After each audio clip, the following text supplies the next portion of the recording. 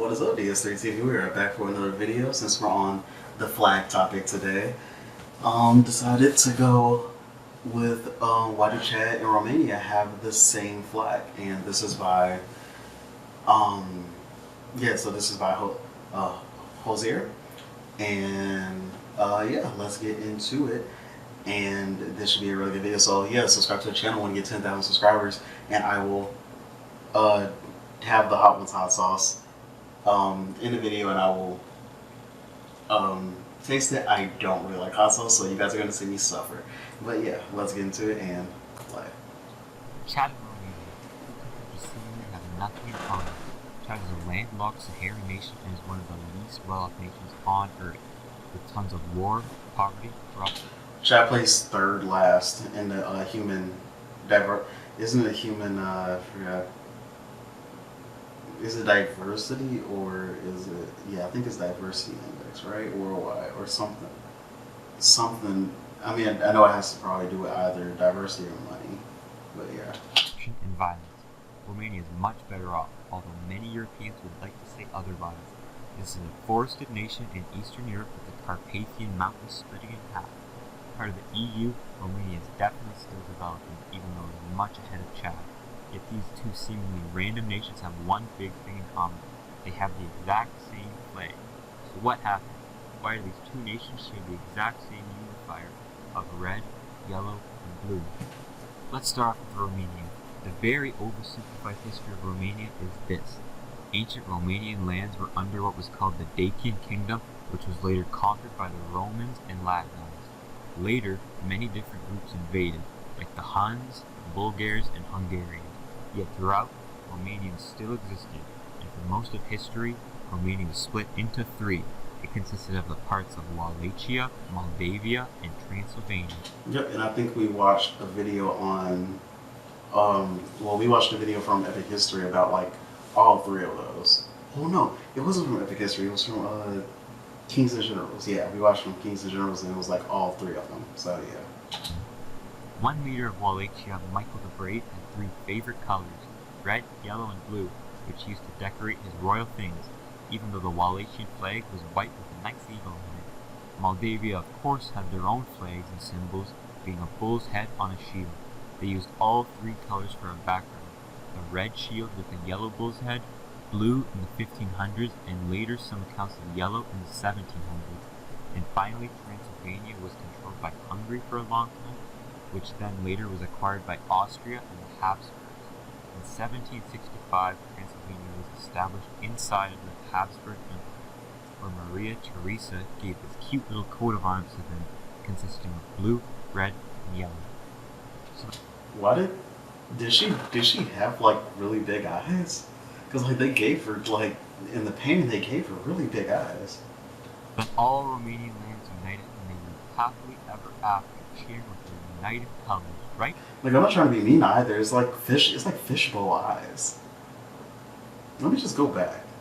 'Cause I don't like. I'm not trying to be mean, but like look, they look like fishbowl, like glassy. If you can see what I'm talking about, doesn't it? Like they look not real. Consisting of blue, red, and yellow. So then all Romanian lands united and they lived happily ever after, cheering with their united colors, right? Wrong. The Ottomans were hungry for land, and who was right beside them? Our friends in the Danube were.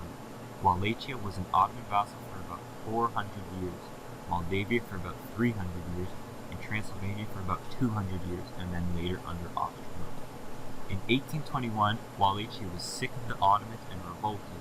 When they did, they used the vertical tricolor flag of red, yellow, and blue, standing for liberty, justice. Alright, so yeah, we're back. The camera died, so let's just get back into the video. And we're at the part where Wallachia,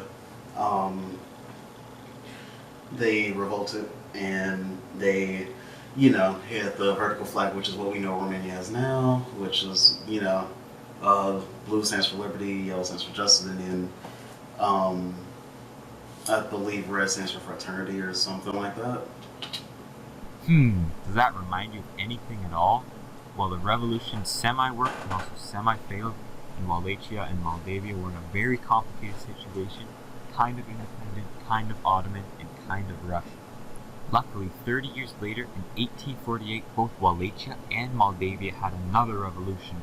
They used the red, yellow, and blue flag once again. Some had Justice Fraternity written on them, and already much before their time, students were hanging the vertical red, yellow, and blue flag in pairs and declaring a new government. After the revolution and Crimean War, Romanian nationalism was all the rage, and in 1859, Wallachia and Moldavia united into the United Principalities, using this horizontal tricolor as their flag. Then, 7 years later, a new constitution was written for the nation of Romania, and a new constitution, new nation, means a new flag, so it is adopted that the new flag of Romania was a vertical tricolor, the one we know and love today. The flag stayed when Transylvania was incorporated after World War I. After World War II, Romania had a communist phase. They stamped this coat of arms. That actually looks like a really good coat of arms on it. And after another revolution where the coat of arms was cut out, the Romanian flag went back to normal in 1989 and has stayed the same ever since. Okay, long, complex history. Thankfully, Chad's flag history. Yeah, I kind of want to know Chad's now. Like, what is the reason behind them getting it? It's a lot shorter. It starts around Lake Chad, where eventually the Kanem people decide to make an empire using this flag, later transitioning into the Bornu Empire, which uses this flag. None of these flags matter though, because Europe had started to get a taste for African soil. It was time for Africa to be scrambled. Europe went into Africa through random borders and claimed those lands for themselves. Bye-bye borders. The French had decided to take huge chunks of land in northwest Africa, so they went and fought the natives, and surprise, they won and only had a major technological, military, and economic advantage. France declared the colony of French Chad and French Equatorial Africa using their own flag. Then after World War II and being conquered by the Germans themselves, the French realized that maybe conquering and ruling other people isn't actually that cool or chill. And in 1958, Chad voted to become an independent nation, becoming free in 1960. Now this new nation, Chad, which was born out of drawing straight lines on a map, had very little in common with the rest of itself. So how do you make a flag for it? Well, they took the French Chad flag, aka France's, in the Pan-African colors of green, yellow, and red, and combined them to form the blue, yellow, and red flag today. The colors also represent the sky, desert, and bloodshed for independence. And okay, both of these are like noble causes to have your flag, so I can see why both of them don't really want to change. At the time, Romania was in the communist phase, so Chad's flag wasn't being used. It's a miracle the Chadian flag is still around today, even though there have been countless upheavals and wars in the region. In 2004, Chad took the issue to the United Nations since Romania stole Chad's flag in 1989. However, the president of Romania said they would not change their flag, and neither nation has any plans to change their flag today. So that's where we are. Two nations which have the same flag. But wait, those aren't the only two nations like that. Both Moldova and Andorra look like they took the flag and stamped their own symbol on it. So why do they also have the same flag? Moldova is a very easy one to explain. Remember that part of olden-day Romania, Moldavia? Notice a similarity in the name? Well, Moldavia was essentially the pre-modern equivalent to Moldova. When Romania finally united, they combined the lands of Wallachia and Moldavia. The Russians had previously conquered some of the land from Romania in 1878, but after the Russian Revolution, it broke away and joined Romania, and Romania was united again. Then World War II happened, the Soviets on the Allied side, and Romania taking the Axis side, and as all of you should know, it did not end well for the Axis. After the war, the Soviets took back the land they conquered over 60 years ago, incorporating the Moldovan SSR into the Soviet Union, and on August 27, 1991, 4 months before the USSR imploded, Moldova declared independence. They used the flag they had before independence, the Romanian one, and put their own coat of arms, a bull and a shield just like Moldavia, on it. But what about Andorra? It has no connection. I did forget about Andorra. That's a completely different place too that has the same flag. At all to Romania. It's a tiny country in the middle of a mountain range. Why would it use the the same flag as the 3 other nations. Andorra has a very weird status where it's co-ruled by the Bishop of Urgel in Spain and the President of France, making it sort of half Spanish, half French, half messed up. Andorra never really had a standard flag for most of its existence, although in 1806 it was said to be given a half red and half yellow flag by Napoleon. Then in 1866, after another Napoleon took over France, a blue stripe was added by Napoleon III, representing, you guessed it, France. After getting closer to the Spanish half, in 1931 they flipped the direction of the flag and made the stripes horizontal. But after the Spanish Civil War had ended in 1939, Andorra didn't want to look like the latest dictatorship and switched back to the vertical stripes, this time adding their coat of arms to the flag. Many different flags were flown since, well, Andorra didn't exactly have the strongest identity, co-owned by the Catalonian Church in France. So multiple variants of the coat of arms colors were flown, some even without the coat of arms. Finally, in 1993, when Andorra joined the United Nations, they needed a standardized flag and chose this one to represent their country. So overall, they just mixed the French and Spanish flag, following the blue, yellow, and red trend.